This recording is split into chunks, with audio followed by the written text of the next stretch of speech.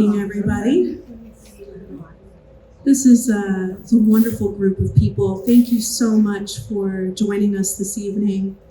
I'm Christine Rank Carter. I am the Executive Director of the Lieber Ratner Museum of Art. We have such a special program scheduled for you tonight as we welcome Tampa Bay fine art photographer Renato Rampolla to support his solo exhibition, Dignity, the Light Within.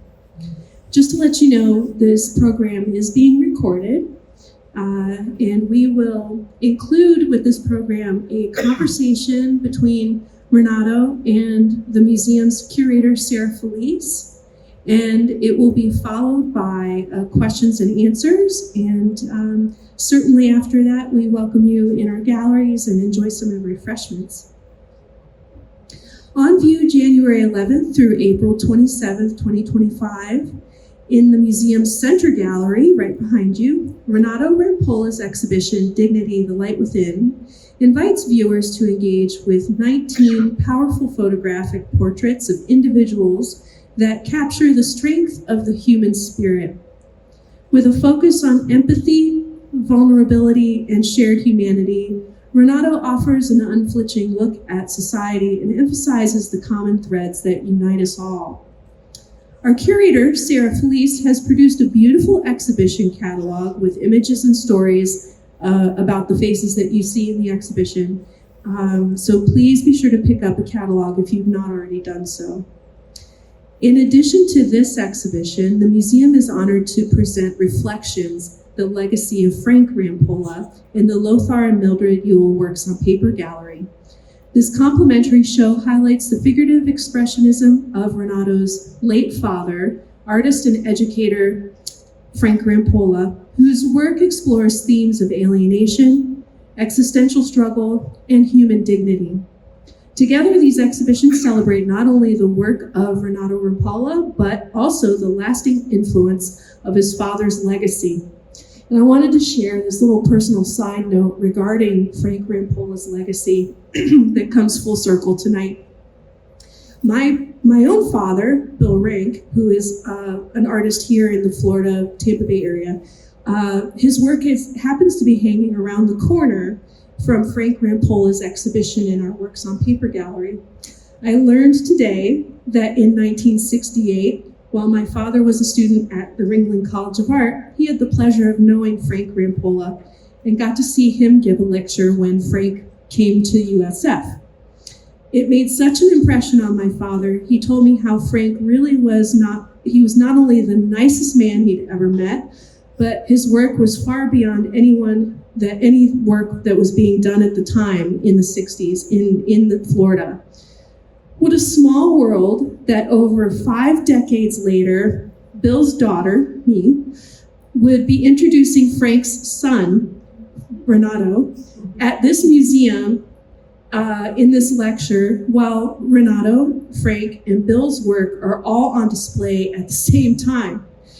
So I encourage you to come and explore the galleries where you can see all of that and how this is all tied together.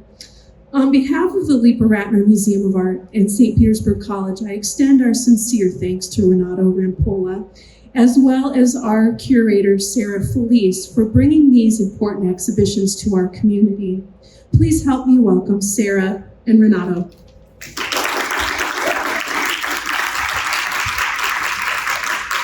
So that was the first time I had heard that story.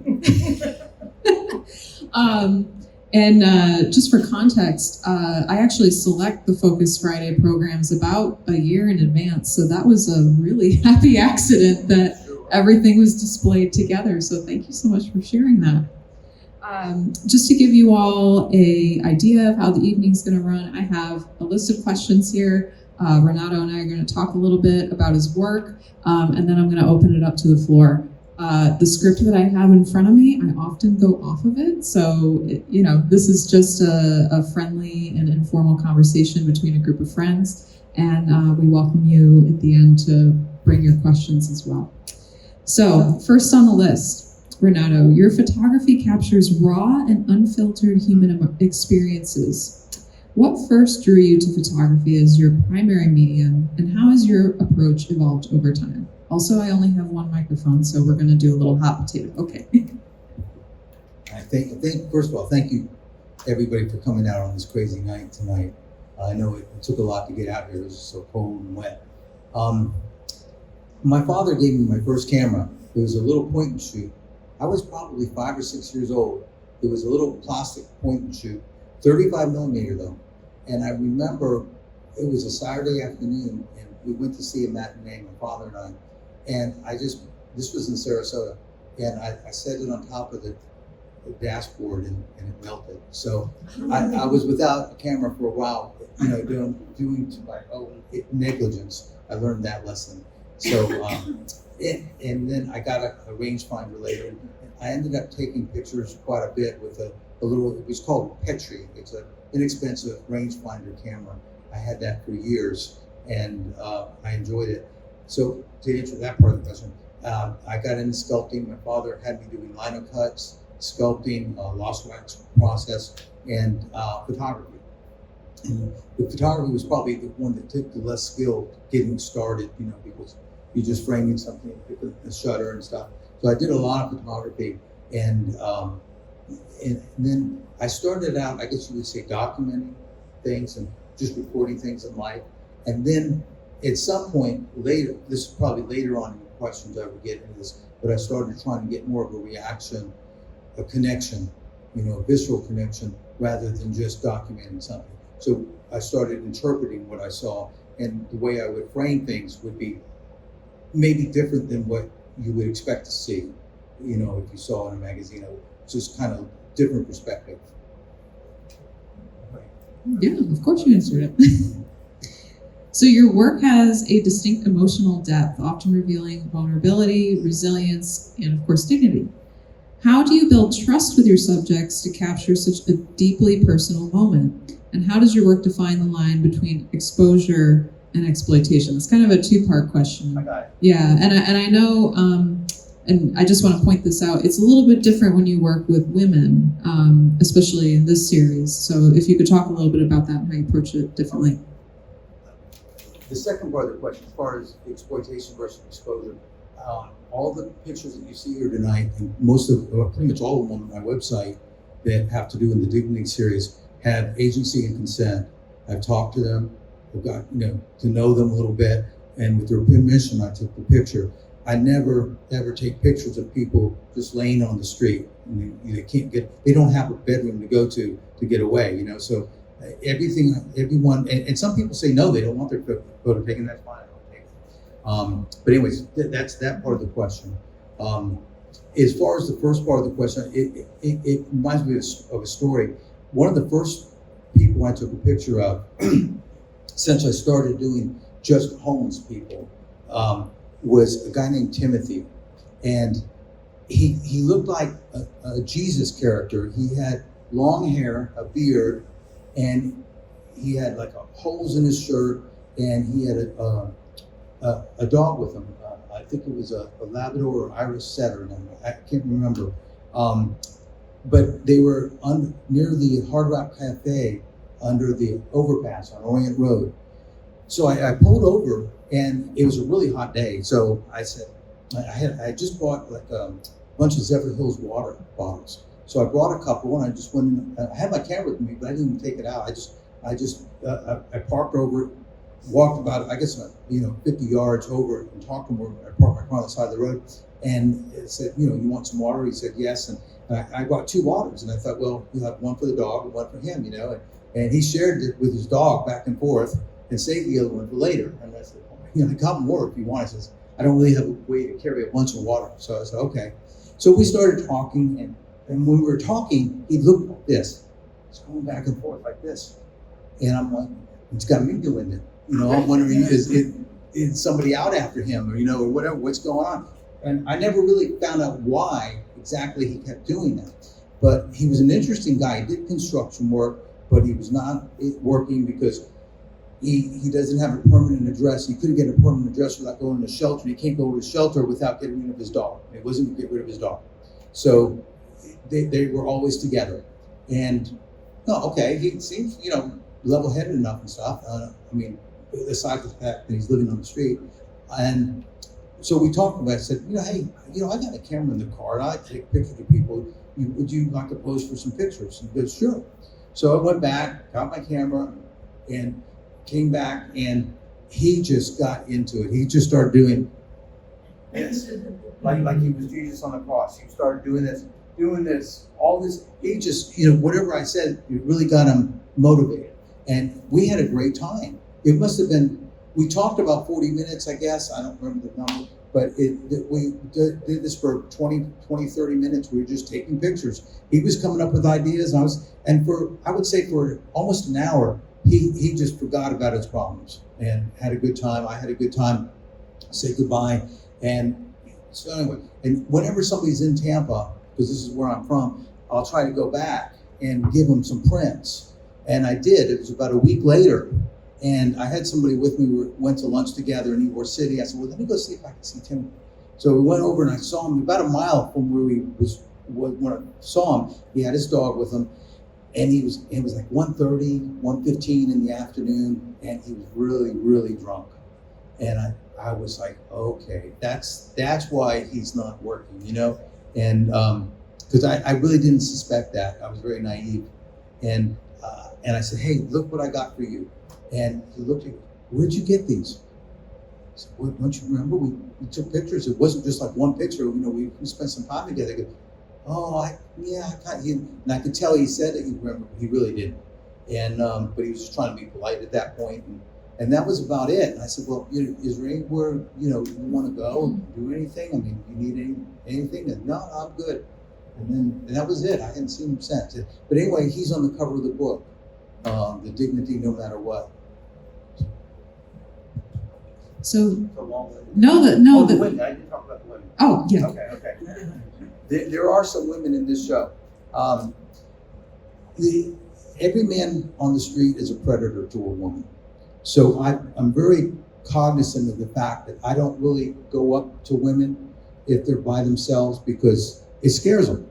I'm not a big intimidating guy, but still I'm a man and they're a woman and so forth.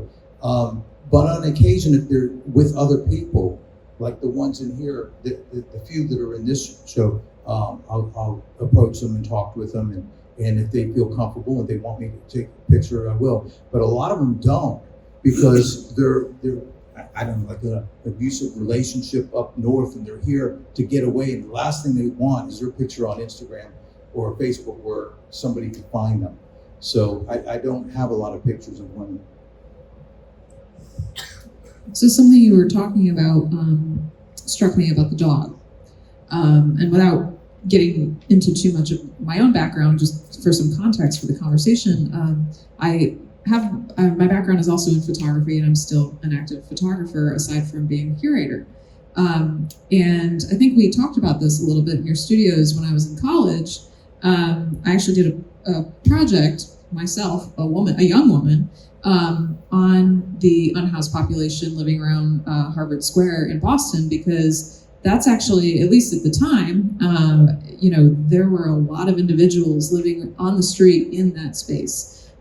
Something that I noticed as a commonality amongst a lot of the folks that were living on the street, aside from just young people that the system had failed them in some sort of way, there were a lot of folks with dogs and animals, and they usually would often tell me separately, not knowing each other, that they would feed the animals before they would feed themselves. So how common is it for you to run into somebody with an animal?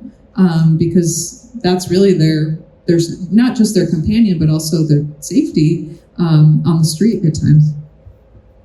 Yeah, I think it's very common. And as a matter of fact, when you walk into the museum, the first picture on the right, his name is Robert. And he had a Labrador with him and his wife and a shopping cart for all their belongings. They had just been evicted. And the dog's going to go with them. They're going to go to Georgia, and the dog's going to go with them wherever they go. I do see that quite a bit. And sometimes the little dogs, not really just protection dogs. It's the only thing that's constant in their life is is the love between them and that dog. Well, to counter your point, have you ever seen a Chihuahua that hates men? They nothing is scarier than a Chihuahua that hates men. Yeah, so don't discount a little. I see some high fives going on in the audience. Okay, so don't discount a little dog. That being said, back to the photographs. So the series that is exhibited here at the museum, most of them are primarily in black and white. That brings a timeless and visceral quality to your images. What role does color, or the absence of it, play in how you construct the meaning in your photographs? Because you're not exclusively a black and white photographer, we know this. Some of your other work is, in color, but dominantly in this space, there are a lot of black and white images. What is the saying? Color reports the color shows the clothes, black and white shows the soul, something like that. Color can be a distraction when it comes to trying to. For me, art is less of a decorative pursuit than it is an ethical, trying to show the inner truth of something. And black and white helps to get to that when it comes to human beings, even animals for that matter. I think black and white really helps to show, without distraction, who that person is, even sometimes their shadow self, as Jung would say. They're what they don't want the general public to see in their persona. On that note, too, I actually selected one piece in this series that isn't from the Dignity series, but it's the other. You'll have to, the 2020 piece, and the use of red in that piece is very intentional, right? Because it's not entirely black and white, but that is the dominant presence in that piece. So, what was your intent in using the red? I guess you could say. Frustration. In a nutshell, we had a flood in our home, so we had moved out into a rental, and then COVID happened, and we had the lockdowns, and I loved going out and meeting people and taking pictures. Well, I wasn't supposed to do that, and I was frustrated. So I looked through my photographs that I've taken over the years, and I started montaging, putting one on top of the other, and seeing how they looked. And that's all that is. It's nothing special about that it's just a photo of a store window at night in New York City and a guy in Ybor City, and I put them together, and it said, this is what I'm going through right now. This is 2020. No, sometimes they get long-winded. No, it's okay. You're totally fine. So much of this is, you're going to be long-winded on this one. So I am. we can have this conversation for hours. So much of your work has a documentary aspect, yet it also feels deeply artistic and intentional. Do you see yourself primarily as a documentative photographer, an artist, or something in between? And how does this relate overarchingly to the debate ongoing with photographers?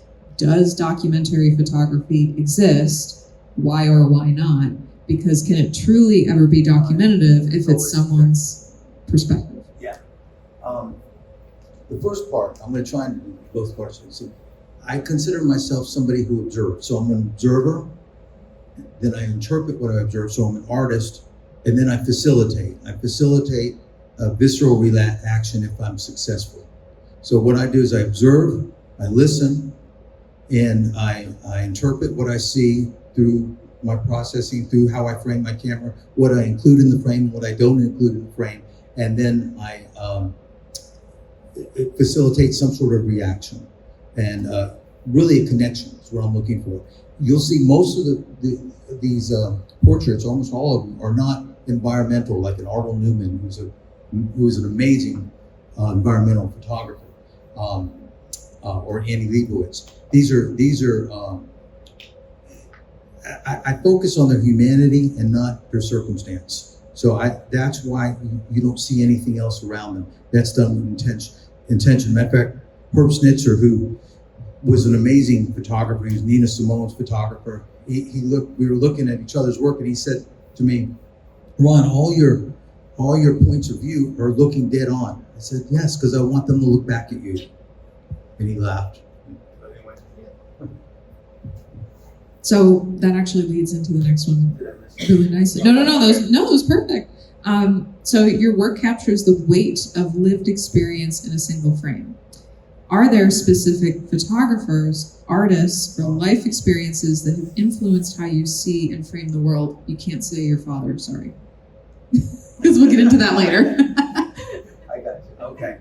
Yes. The first one that comes to mind is Dorothea Lange and her work with the Progress Administration. Of course, the migrant mother thing and how she composed that and all the story. That's an interesting story you can look up on YouTube. How that he raised so much money for the migrants, and then later on that lady needed an operation and actually raised money again for her. But anyway, that's a different story. So Dorothea Lange, Alfred Stieglitz. I love the pictorialist movement, and Ernst Haas and Saul Leiter, as far as photographers. As far as painters, Rembrandt, J.M.W. Turner, which I know you can find a surprise compared to this, but he's one of my favorites, and Saul Key, another one of my favorites. And then for literatures, I like Dickens, and a book I always liked, I read in college years ago, is Zen in the Art of Motorcycle Maintenance by Robert Pearson. It's a really cool one that influenced my life a lot. But yeah, so I have a wide variety of artists that I like a lot. Okay, now we can get into your father. Okay. Oh, yeah, I meant to say that. Yeah. You weren't allowed to say it. I know. But because he was a master of figurative expressionism, known for his emotionally charged and often unsettling imagery, growing up with his work, how did that shape your visual sensibilities and the way that you interpret the world?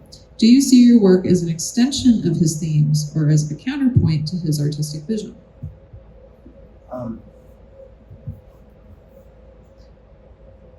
When I was growing up, all around me was figurative art. It was Goya, Rubens, Michelangelo, Leonardo, Caravaggio. These are all art books all around me, and then prints and that thing. That's all I ever knew. So in my mind, figurative art was fine art, and everything else was decoration in my mind. And he never told me that. He never said anything like that, but that's what I thought. So I'm out taking pictures, and I had a music scholarship because I played guitar, and I was at HCC, and I taught at different music stores to get money to survive. And I on Tuesday mornings, I would go out and take pictures in Ybor City of people. I just meet people and take pictures. Not homeless or anything like that, just whoever. And I was just doing it. And I met this guy. He looked like Archie Bunker, but he was black. He had the cigar and he had a baseball cap. I went and talked to him. I said, hey, I didn't really start a conversation. I just said, can I take your picture? And you have a really interesting face. And he goes, sure. Didn't even move. He's sitting on at the time there were planters in front of the Columbia restaurant. And the fountain, it was kind of run down. This was like 1979, 80. And the fountain was knocked over. Anyway, and I took a couple clicks, and I said, okay, thanks a lot. And I started walking on. He goes, why? And I'm like, why what? But why did you want my picture? And he wasn't asking me like, he wanted to think about whether to give me permission, because he already gave me permission to take it. He was just curious. And I said, well, I thought, it was like a perfect painting, so he just had that type of face. He goes, well, why is that even interesting? Why would that consider art? And I really didn't have an answer for him. And then, so that started me in a whole direction, thinking about, well, maybe there's other types of art out there, sort of abstract and different things. And I started learning a lot from there. And so I call him Socrates, because he kind of like changed my paradigm of how art was. So how did your father's artistic discipline, work ethic, and philosophical approach influence the way that you engage with your own creative practice? Like how does that influence you now? My father, his work was definitely not for decoration. It was about showing the inner truth of something. It was more of an ethical pursuit for him than intent to decorate. Didn't paint stuff that matched the couch or anything like that. There was to give you an example, there was a show he was juried into in the mid-'60s at the High Museum by the Lee Paper Company, I believe. And he was juried into it, and the show was hung, just like you see here, and it was a large one called Go-Go Girls. And it had pubic hair and things. This was I'm going to say 66, but it's like 65 or 66. And one of the directors in the museum, not directors, but trustees, was in Europe at the time, and he came back and he looked at it and said, this is grotesque, take it down. We're not showing this. And the director said, well, it was juried in, and we can't take it down. And he has take it down. So the director hung it in his office, and there was all the papers. I got some of the newspaper clippings that the papers were saying that, talking about censorship, how the High Museum was censoring art and all that. And so it was a big deal back then. And the director in one of those papers, the clipping said, Rampolla's work is like a 4-letter word in a quiet conversation. And I love that quote about my father's work. So, but what it said to me, what I've always felt is art has a purpose, and there's different types of art. There's art that's decorative, it's supposed to match the couch, and there's art that has a different purpose. And I think this is good. Yeah, you just got. Oh, okay. So, and for me, art has been something that shows the inward nature of something, as opposed to just what it looks like on the outside. It's interesting that you mentioned censorship in art, because I feel like things are really coming full circle today, because this is a hot topic that we're always discussing in the office or in board meetings, or it's very in the now, as it were. So if your father were here today to see your work, what conversations about art and meaning would you most want to have with him? Well, that one of the regrets I have in life is my father passed away when I was 11 years old. So I'd never had a chance as an adult to speak with my father as an adult. And that to me is a regret. And I would talk to him more than just art. I would just talk to him about life in general. I kind of know through all, I curate all, I'm not sure curate, conserve all of his work and take care of it. And curate, yeah. So I kind of know what his purpose and what he was saying. And I think he dealt with the human condition, much as I feel my work does. It deals with the human condition in some capacity. And I feel in the case of my father, that he was extremely bold. He was the first living artist to have a one-man show at the Ringling Museum. And he didn't pull punches. And I think art, to be meaningful, to be truthful, has to show some sort of inner truth. Otherwise, it could be decorative art. And I don't mean to put any of that down. It's just, that's what he did. That was his niche. Is there a particular emotion or message that you hope viewers take away from your work? And it could be just from this exhibition or your work as a photographer as a whole. Well, that's important. I hope that when you look at my work, that you see some idea of a shared humanity, a shared experience, that when you see a homeless person, it's not just a homeless person, it's Daniel, or it's Kendra, or it's Mario. It's actually a human being behind those eyes, not just a label.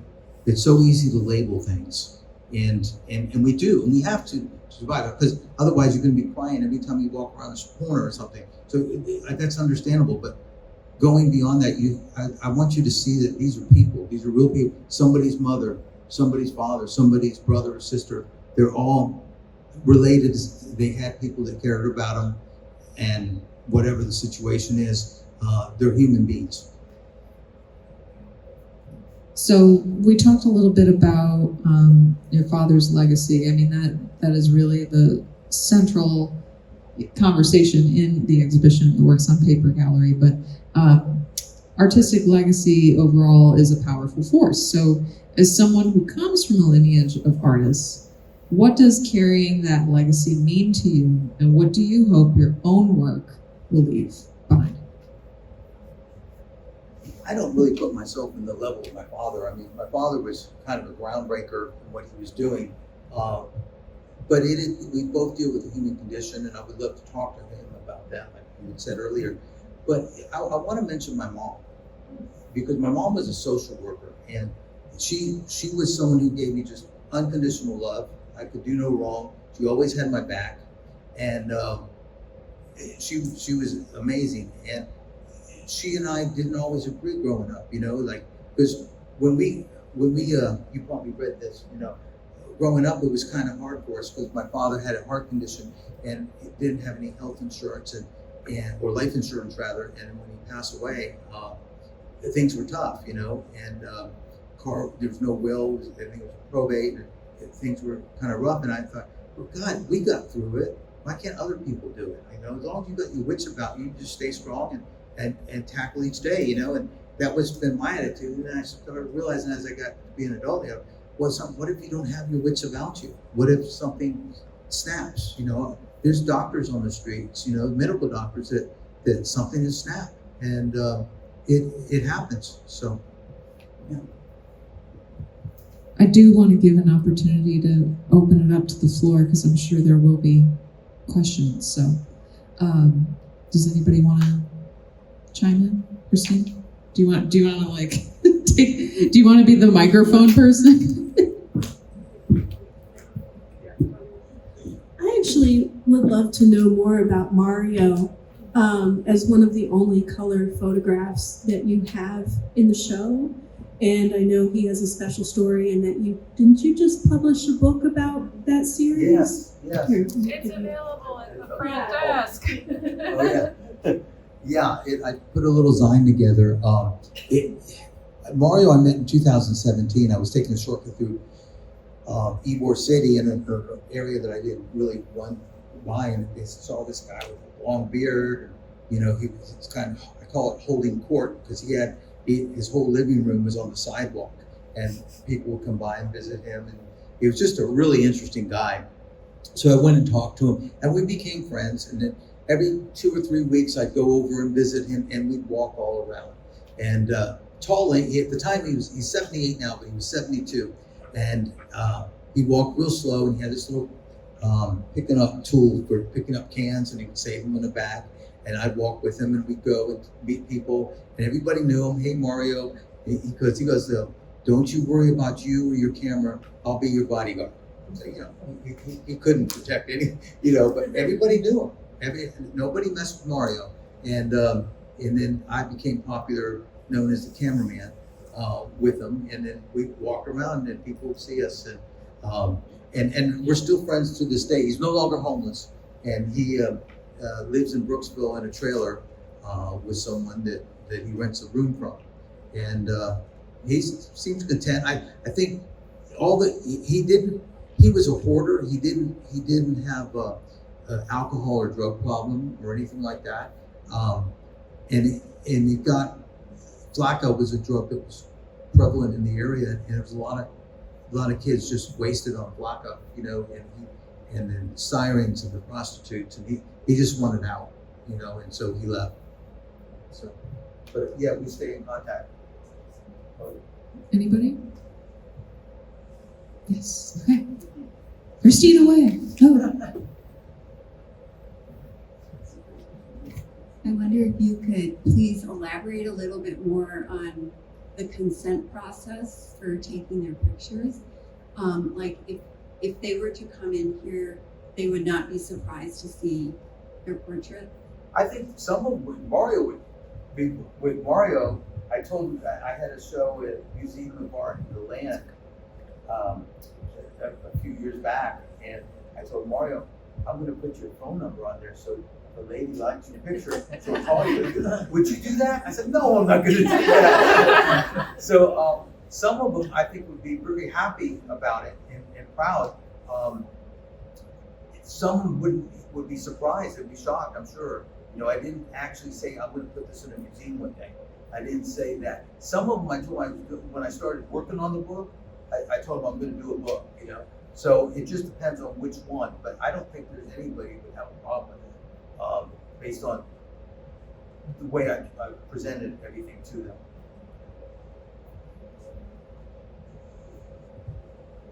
We have more questions. Oh, I'm sorry, and I took that. The picture of the woman who has either tattoos or makeup like that, did she talk at all about that?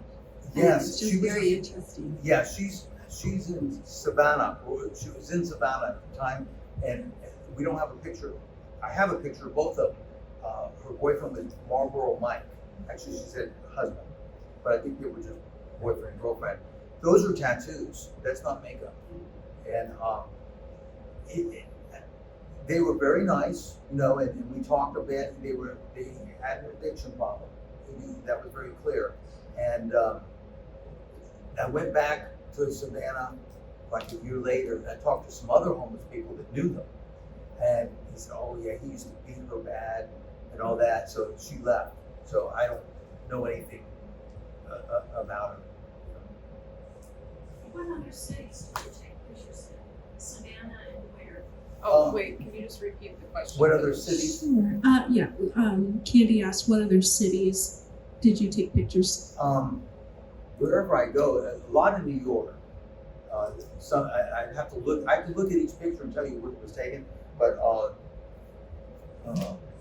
lot in Ybor City in Tampa, St. Pete, New York, Boston, Savannah. Sorry, I'm cheating here. Looking at the catalog. Yeah, a lot of these are in Tampa. Yeah, but New York is another common place I go to.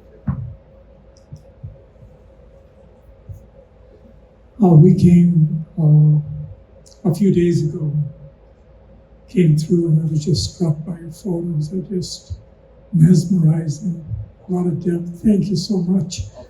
There's two techniques that really stick out for me. One is the, and this might be a secret deal that you can't divulge, but I don't know how you do it, but a lot of it, like that one right there, the eyes, they just pop and they've got a reflection on them. And then the other thing I noticed is how you fade many of your photos, the figure itself fades into darkness on the sides. And so it just pops, it just comes right at you. Like that one, all dark around you, and that figure just sort of sticks out by itself. I'm just wondering if there's a special technique Yeah, you do. there is. I'll tell you.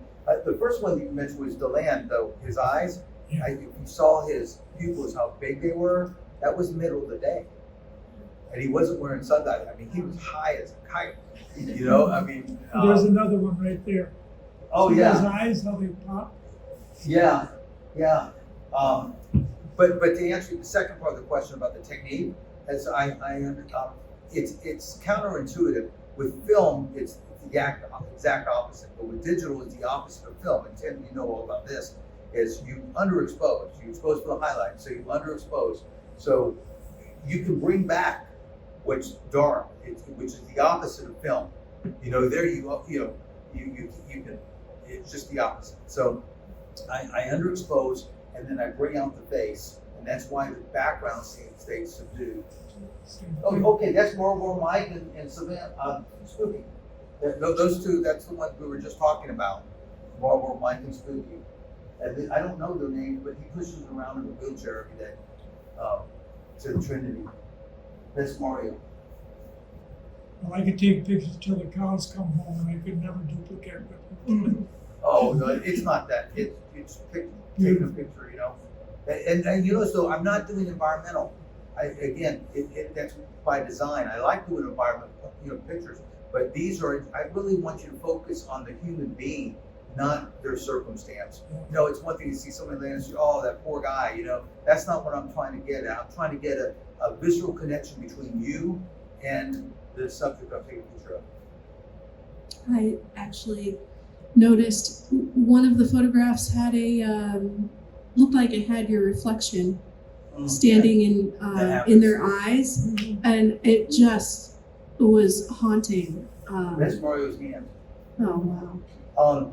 That ended up going in an auction to raise money for homeless students up in. We had a show last year in Mount Dora that went to help the school. Yeah, and it's on the cover of a book called Unsheltered, the big one that's out with the Secretary of State or somebody who wrote the foreword. It's on the cover of that. So, but yeah, so it's basically underexposed to get that background like that, and then you bring out the face. And you see those classical influences. I can't not think of Rembrandt now. And the chiaroscuro That's that Timothy. you see. Oh, Yeah. I mean, you can see all of those art historical figures kind of behind you in your imagery. It's pretty incredible. Do we have other questions, Greg? Actually, you stole part of my question. When you mentioned Rembrandt as an influence, that just connected so much to your photographs. But I also wondered, one of the things I really love about Rembrandt's self-portraits is looking at portraits from different parts of his life, and you can see how he changes. Have you taken any photographs of the same subject at different times and Yes. kind of catalog the same thing? Yes, there's a picture here of Bill. I'm looking at Bill right now. When I look right straight down, you see that picture there on the back wall? With a on picture. the left of the text panel. Yeah. Yes. So yeah, so he's referring to, if you go in the gallery after we're done, it's to the left of the text panel in the main space. Yeah, there's Bill. You'll see that. And then there's a picture of him up here when I first met him. And he's in my first book. But on my first book, I didn't know what I was doing. So I just changed everybody's names because I didn't, for their own protection. So I think I called him Doug or something. But his name's actually Bill. But to answer your question, yes. But it's only in a period of around 6 or 7 years. It's not like 20, lifetime like what you're referring to with Rembrandt. Other questions? Oh, Lynn. Has there ever been a time where you befriended somebody, but then they sort of turned on you? Or other relationships that you had with them? There's a guy named Michael. He didn't turn on me, but I talked to him, and he was totally lucid. And it was on Nebraska Avenue.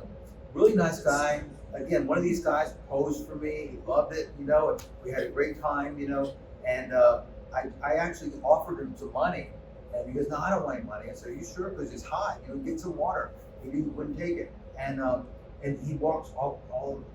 I saw him about a week later.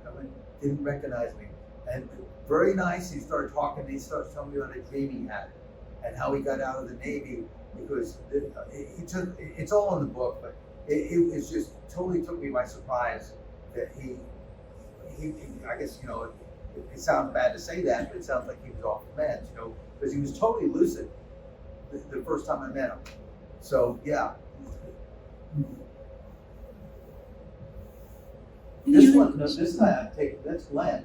I've taken pictures of him over maybe 6 years, and that's a later picture of him. And earlier, he had lost a lot of weight, and over the years. Do we have any other questions from the audience? Oh, Carol.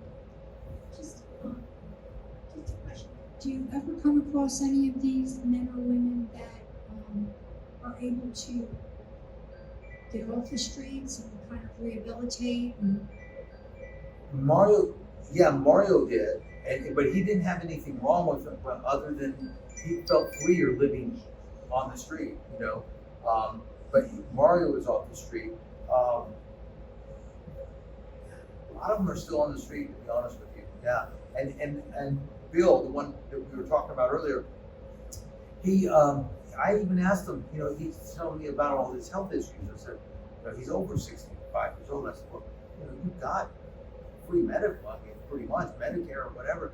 You know what? Why don't you, if you need a ride, we can figure that out. And he goes, no, I'm fine. I'm good. I don't want to do that. Okay, So I don't know. I can't put my values onto somebody else.